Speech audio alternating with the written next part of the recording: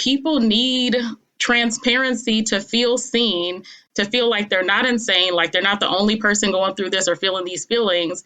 So as I'm just being myself, trusting myself to have boundaries with my content, but I really want the boundaries to be pretty wide open. I know that this is really what I'm called to do after I have started getting messages from people saying like, oh, I lost 60 pounds. I'm no longer on the diabetes medication. I'm off my medication because you inspired me. Blows my mind. Hello, listeners. I just had a vegan pizza pocket for lunch, and I loved it. Did I have it because today we're talking with Tamika Maria Price? No, but did I think about her when I ate it? I did. It was delicious. Today, you get to meet her and see why she's inspiring even when she's not right in front of you. Tamika is a vegan blogger and content creator and owner, of the online boutique Standout Style.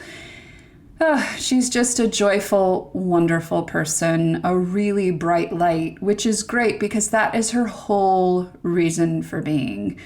She joins Who's Missing to talk all about trusting yourself, which sounds simple enough, but we all know it's not easy. And as someone who's gone from a brick and mortar entrepreneur to a multi-hyphenate blogger and influencer, she's never chosen to play it safe. And it's paid off. Tamika has always listened to her gut, and I really gained a lot from our conversation. I think you will too. I'm Emily Drake, and this is Who's Missing.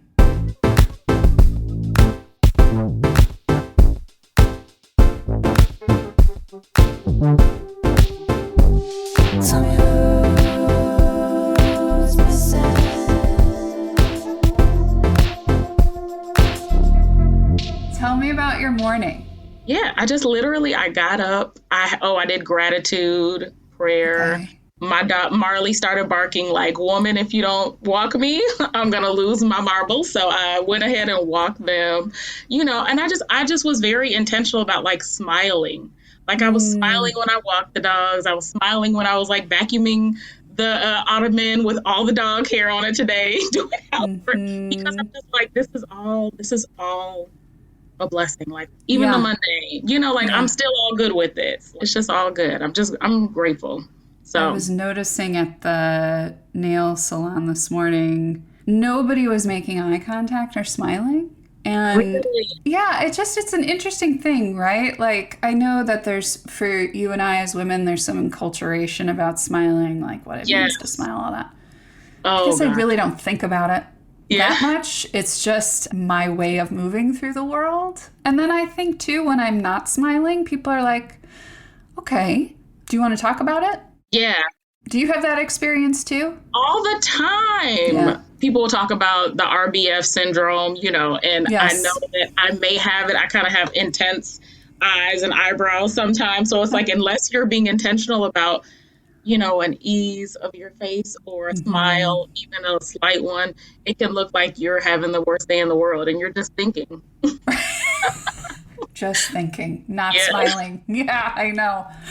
Well, I'm so grateful you're here with me. I'm going to tell the story of how we met because I think it's helpful to kind of know when two people come together, and you and I are an example of, we have a history and we've come through each other's lives at various points. I get a lot of questions in my line of work. People are like, how do you meet people and how do you build authentic relationships, less about the transaction of things, which I think especially as women, we're really interested in and we're frankly better at in some ways. I met you on my birthday 6 years ago. Wow. When I came in for a styling appointment. Tamika was my first stylist, really my last stylist, the only stylist, because you taught me everything I know about clothes, which I'm realizing like I could have done better today, but that's okay. It's one of those days. Came into your brick and mortar store, Standout Style in Bridgeport, and you made my day.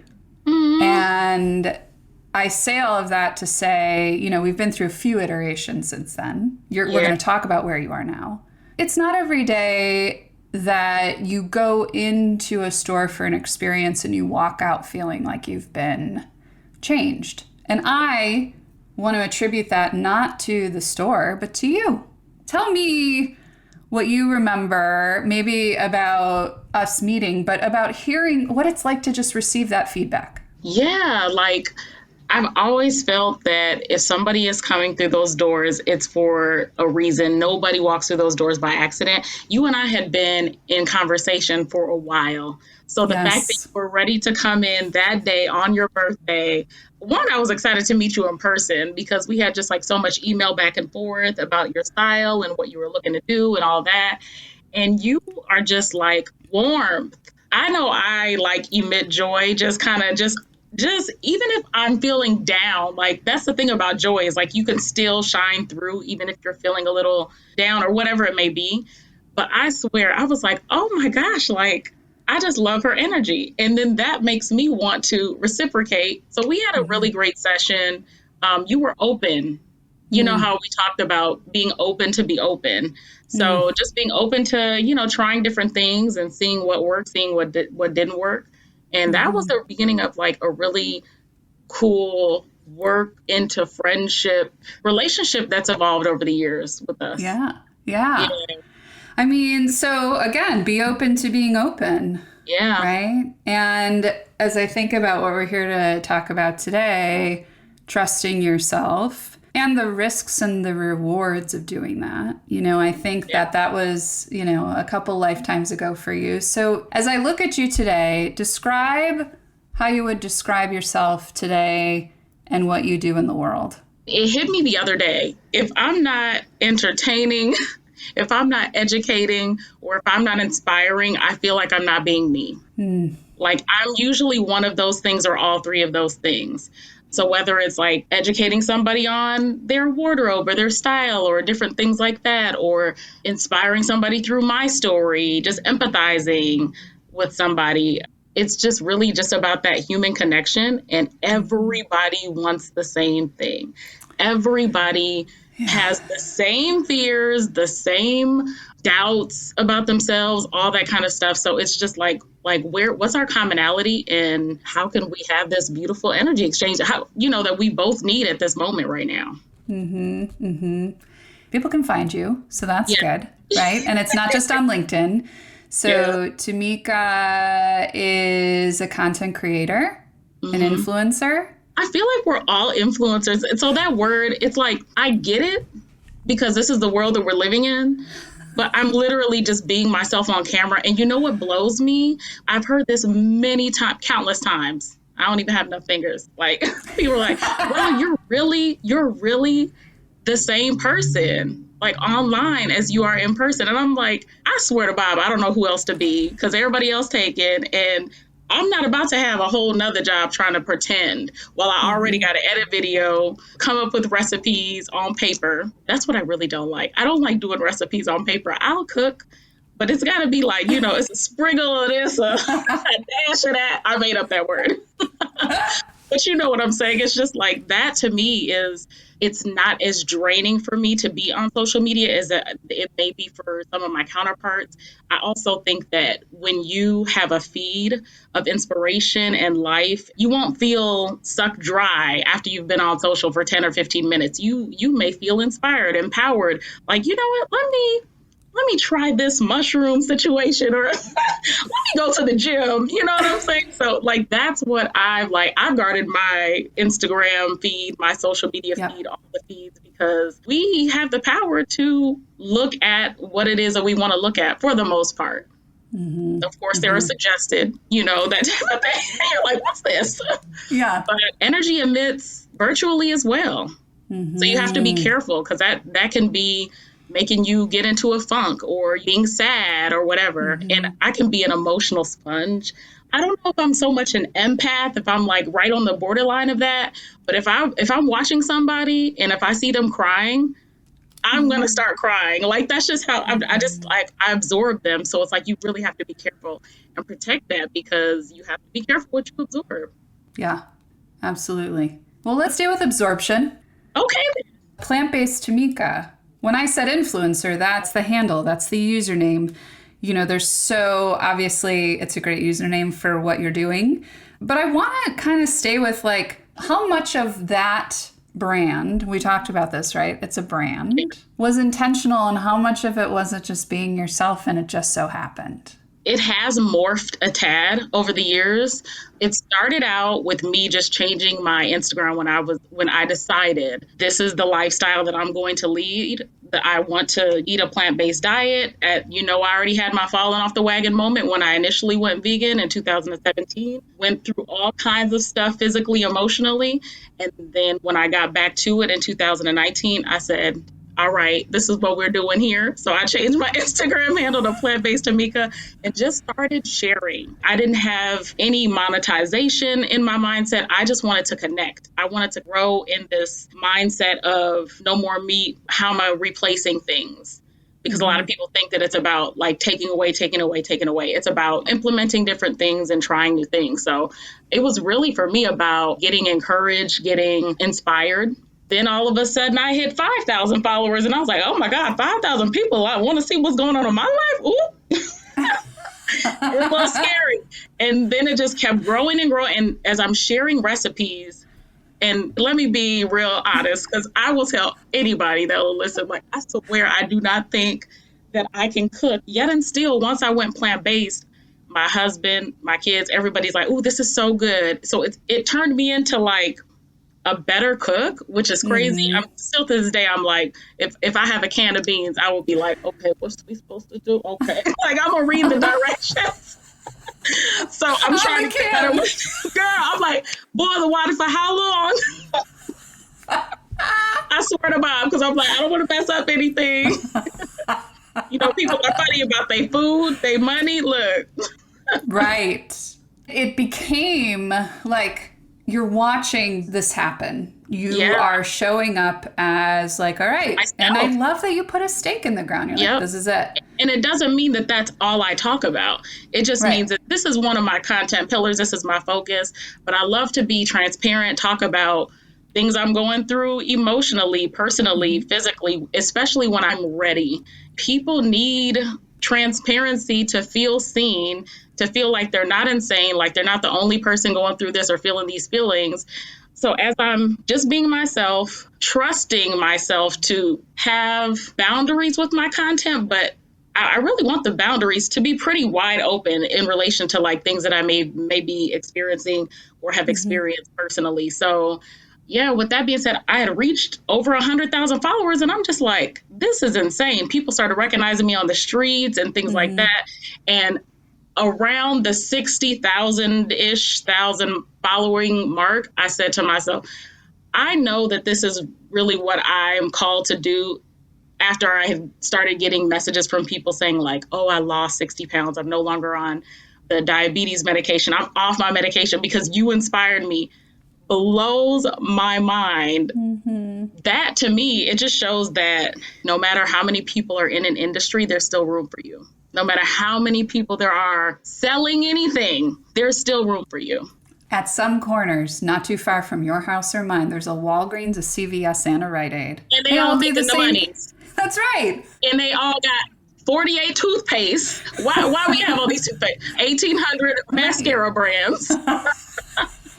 It occurs to me that to get to this place just today, right, there's been a number of crossroads you've stood at. Yeah. And in my experience, and I want to hear from you, that's where the rubber meets the road, literally, about like, what are my values and what's important to me? Did I trust myself? Yeah. So can you help us from the time, however far back you want to go, but like, what do you see as sort of some vital crossroads that kind of got you to this place of being like, look, I don't have time to be anyone else. I'm just going to be me. Yes. Everybody, we all got one foot on a banana peel, one foot on crazy. That's what I always say. So we all one step away from losing. It all stems back from some childhood things, experiencing different things like my parents' divorce, experiencing being homeless on the streets of like Chicago. Everything ultimately always worked out. So I experienced like stress as a child, but it really just grew to show me that, yeah, you can stress all day, but you're going to land on your feet. So you may as well do what it is that you want to do. I went and got a whole college degree. Then in 2007 to 2008, the whole economy went upside down and I couldn't get a job. So I said, okay, now's the time to really gamble on some entrepreneurship because it's hard out here. So that's when I started in the wardrobe and fashion, decided to run towards that love of mine, and literally led me to writing a book, opening a boutique, meeting you, being here on this podcast. Like it's so funny how you can look back and it's like, wow, hindsight is really 2020 because who would have thunk? I promise you, the dairy loving woman that you see before you back in the day, I would have never thought that she would be vegan today. Never. This week's spotlight is on Standout Style, Tamika's online boutique. Let me tell you, she has some cute items if you're feeling fun, colorful, frivolous, even festive. Check it out at shopstandout.com. And now, back to the show.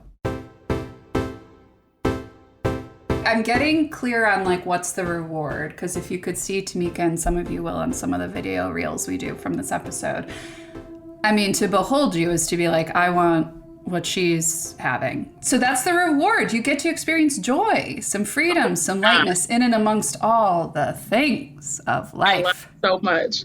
Right? The quality of life.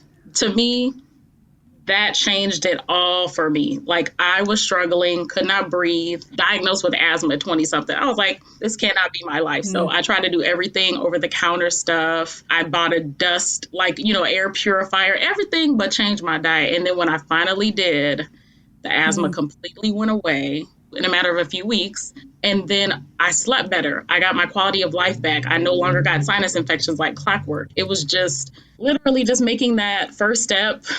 And just when you feel pulled and you know what you're supposed to do, and then you just like, okay, no, not right now. You're just delaying the inevitable, and you're delaying, the blessing on the other side. So true. Yeah. So what are the downsides? I mean, what's the risk of trusting yourself? I mean, the upside is everything you just said. What's been hard about it? The risk is a bruised ego, if anything. Because to be honest, it's like the uncertainty or the wondering what if would be way more painful than, okay, well, that didn't work out. But again, it still is leading you to where you are supposed to be ultimately. So even though I no longer have the storefront, that is not a failure. It's absolutely not a failure. Even though in that moment, I was like, but I don't want to close my store because people going to think that I failed. People going to think, I don't give a damn what these people think. Like, you really have to have that kind of mindset, like your own mind. As long as you know, this is what I'm supposed to be doing. This is what I'm pulled to do. This is what I'm passionate about. Well, let me tell you something, because I feel like what's been coming up for me is a lot of people love to hear stories of starting things, opening things, launching things, right? Yes. Tell me about what it was like to close something. What did it enable? So, yeah, the ego flare-up was real. I was at the crossroads to where I had to sign this lease. And I remember texting my landlord who owned the entire building. And she said, do you want to sign a lease again? And I said, yep, sure do. Knowing good and well, God told me, you're done here. Because I don't want people thinking that I have failed after I told my landlord that I would sign the lease. God got on me. He was like, if you do not listen to me, I promise you, you're not going to like what's going to happen. So I was like, okay. So then I text messaged the landlord and said, actually, after much thought, I'm actually not going to sign the lease. I'm telling you, she was like, I will lower your rent. I will do whatever. Like, just tell me what it is that you need. And I had to, in that moment, as tempting as that was, I had to just walk away and be obedient once and for all. After being hard-headed. I'm grateful for grace. That's what I'm going to say.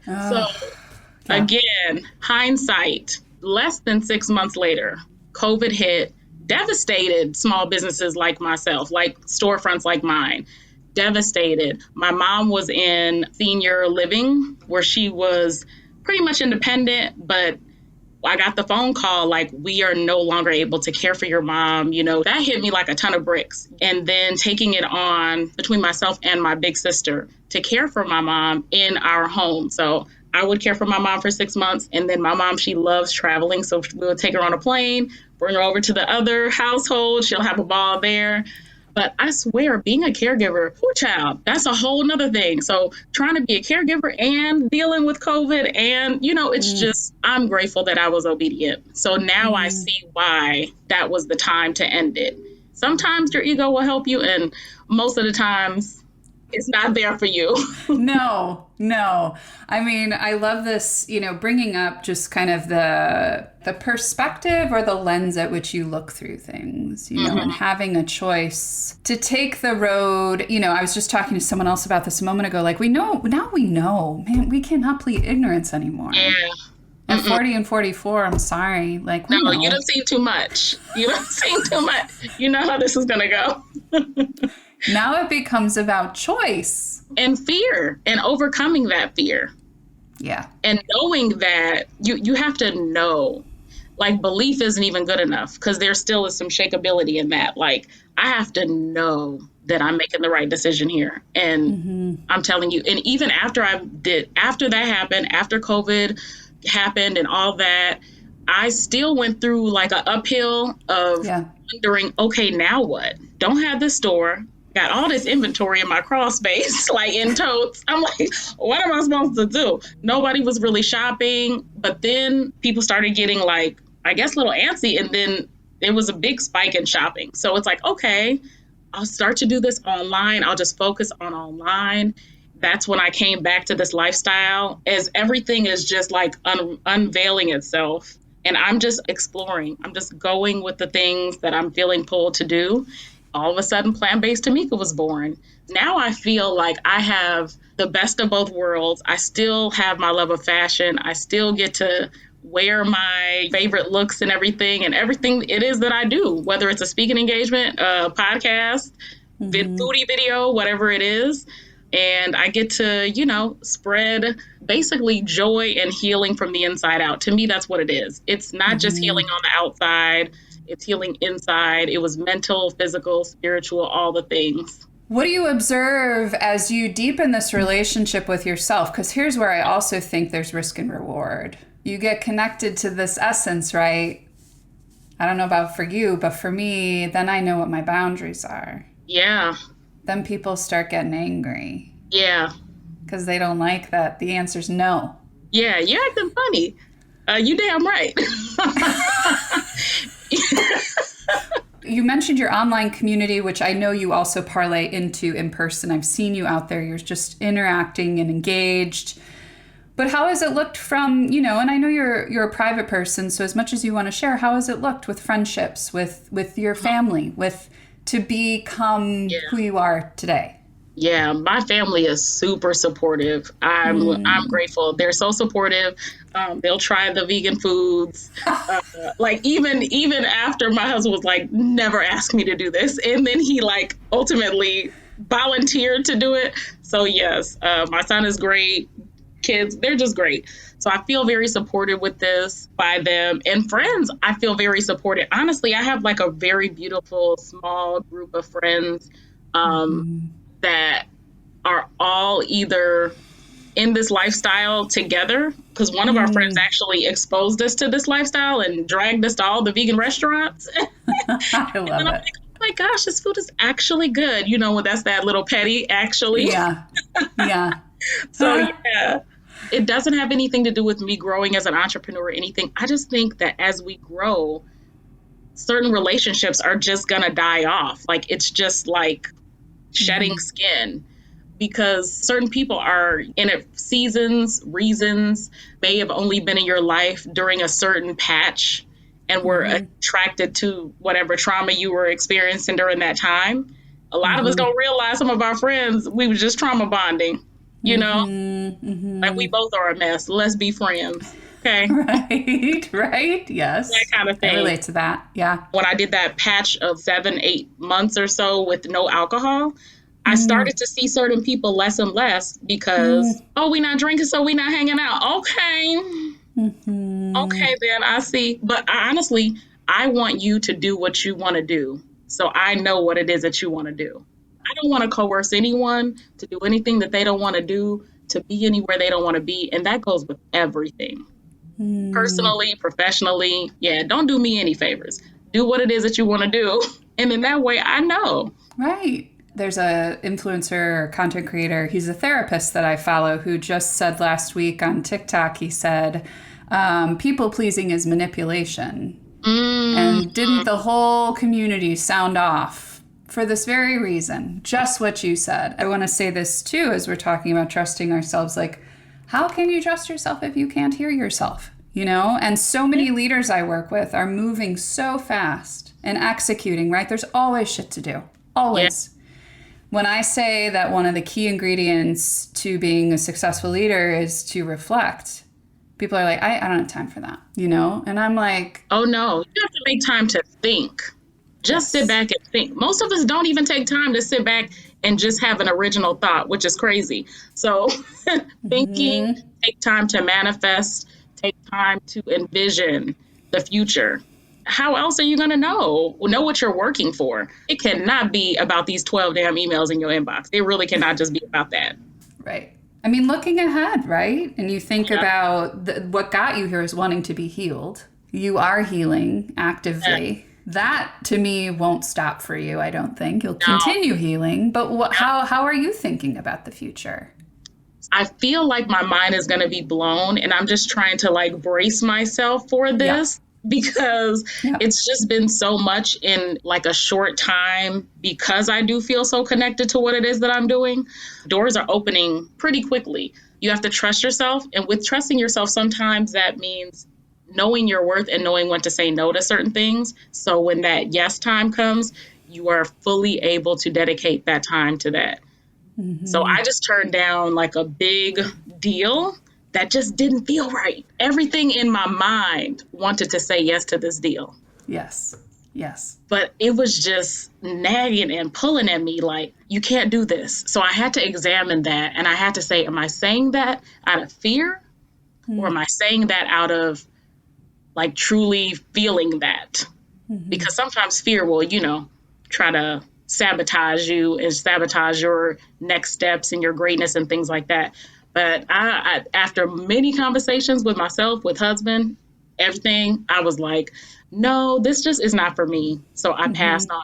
Yeah. So what I hear is like you're paying attention. There's just such a presence and a consciousness with you. And I know you're not perfect, right? I know you turn on Real Housewives or whatever and you tune out. Girl, just no, like I hate all that of us. It's too much drama for me, girl. I was like, oh no, I don't like this energy. I can't watch it either until this most recent season of New York. I was like, now I'm kind of interested because they're a little bit more, I want to just say kind.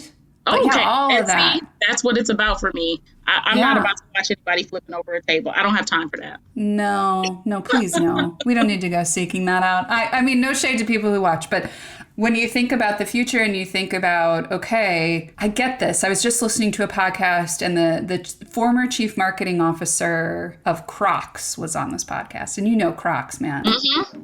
And we've been around long enough to know Crocs been around a long time and they weren't cool. They really weren't. Until 2 days ago. Yeah. 2 days ago.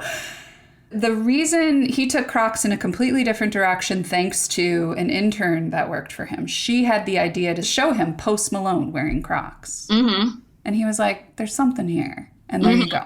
Right? So like, but a mid-20s intern had that idea. I say all of that to say he had created this culture of a lot of change. And there were a lot of people that were like, this isn't a good idea. Mm-hmm. And at some point, you as the leader just have to say, but this is what I'm doing. And if it fails, it's my fault. If it succeeds, it's the team's credit, right? Like this whole, because I'm sure at this point you've got a team around you, you're assembling a team. Yeah.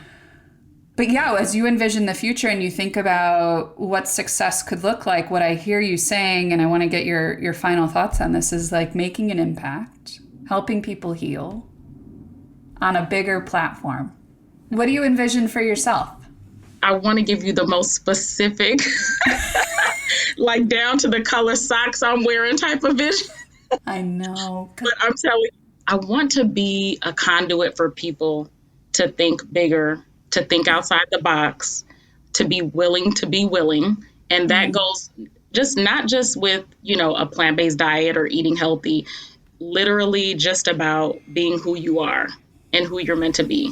Fearlessness, living in your joy and living in exactly who it is that you're supposed to be and being okay with that because it's not going to please everybody. And that's okay. And you can't hear it if you don't slow down. Yeah. Okay? Slow it down. Yeah. Yes. Great. When you were experiencing homelessness, how old were you? Ooh, I was a kid. I would say between 8 and 17, on and off. Yeah. Mm-hmm. When you were experiencing it, and I'm just keeping in mind like developmentally where you were at, did it feel like it was never going to end? How did you think about getting through it? Every time it happened, because it would be like evictions. Yep. I would come home from school and it would be a 10-day notice, then a 5-day notice, then a 3-day notice. And this happened multiple times. And I'm just like, how is this happening again? But I also knew that we always managed to land on our feet some kind of way, whether it would be staying in a shelter for a couple of weeks, staying in a motel for a couple of, whatever it was. Ultimately, the truth lies here, but I didn't die. Yeah. It made me stronger. It really made me realize it all works out. Like, seriously, that Bob Marley song, I really love it. Like, don't worry about a thing, because I'm telling you, it's going to be fine.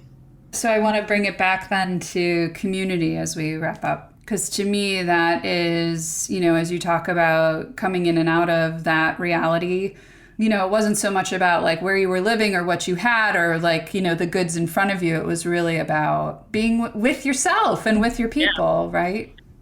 No matter like whatever it is that you're going through, if you just have one good person that you can lean on, if you do have other people around you, they may see it differently than you see it as well. So that's why it's also good to talk about those things and those challenges, because I know that whole bout with homelessness on and off, it stayed with me the most out of all my siblings.